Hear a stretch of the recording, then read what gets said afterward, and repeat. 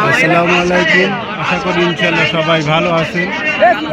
কয়লার হাট বাজার এর কাছাকাছি গোবিন্দপুর এলাকায় যে ইসালা সাহাব হয়, সেই ইসালা সাহাবের প্রথম যে ধাপ তাবারক বিতরণ হচ্ছে এবং খুব সুন্দরভাবে তো লোকজন বসে আছে।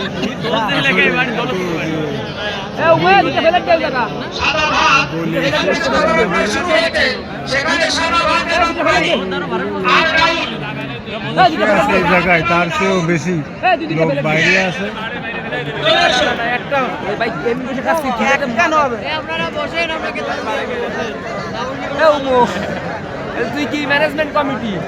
আসলে সামনে যে পরিবেশ যাওয়ার মতনই না। আপনার দেখেন বাইরে যতটুকু ভিড়, আমার মনে হয় অতটুকু ভিড় ভিতরেও আছে এবং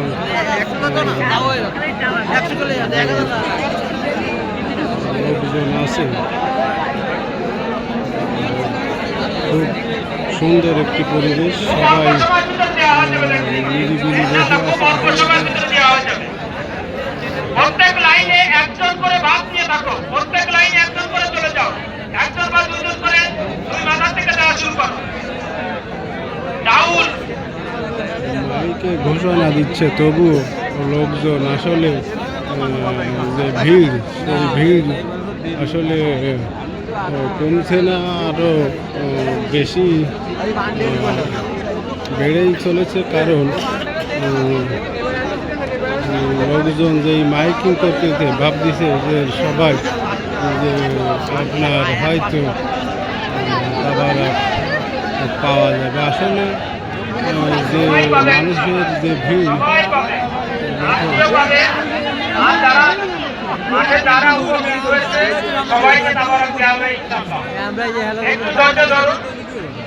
আমরা তো একসাথে দুইটা তিনটা লাইন চালাচ্ছি।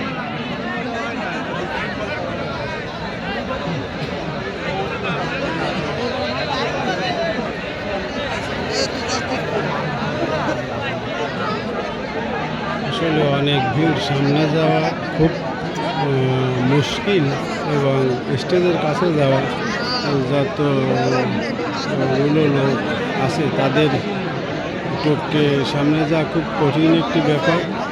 আমি ক্যামেরাটা ধরেছি পিছনের সাইড দিকে, যাতে পিছনের লোকগুলো এবং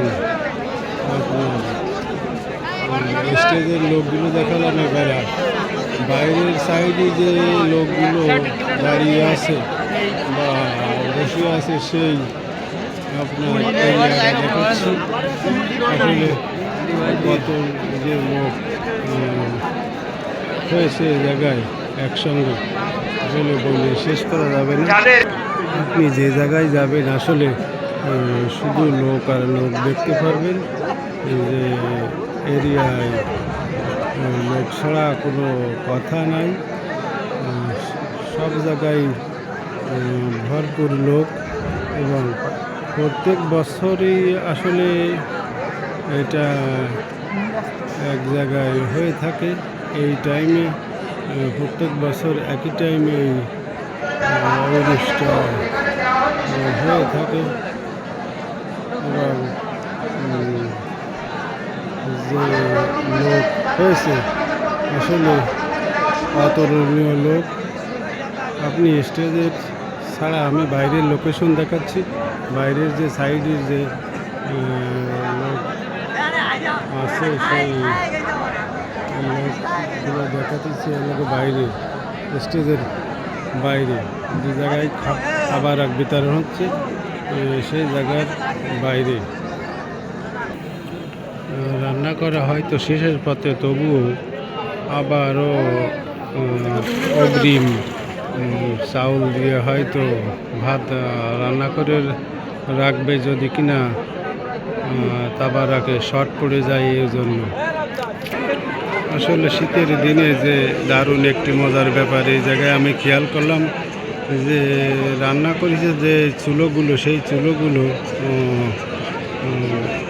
কোলে করে রাখার মতনই আগুন ভোগ করতেছে, যারা এই জায়গায় নিরিবিলি বসে আছে, যারা তাবারকের দিনই অতিরিক্ত ব্যস্ত নেই যে আমরা তো পাবো নিশ্চিত, তাহলে ব্যস্ত হয়ে লাভ কি? সেই লোকগুলোই তাবারক নেবে হয়তো পরে যে বৈঠক হবে, সেই বৈঠকে এই জন্য ষোলো থেকে আজ মিষ্টি মিষ্টি যে আগুনের তাপ উঠতেছে, সেই তাপটা এনারা হয়তো সুযোগে ভোগ করতে নিচ্ছে। আর যাই হোক, আপনারা সবাই ভালো থাকুন, সুস্থ থাকুন, আল্লাহ হাফেজ।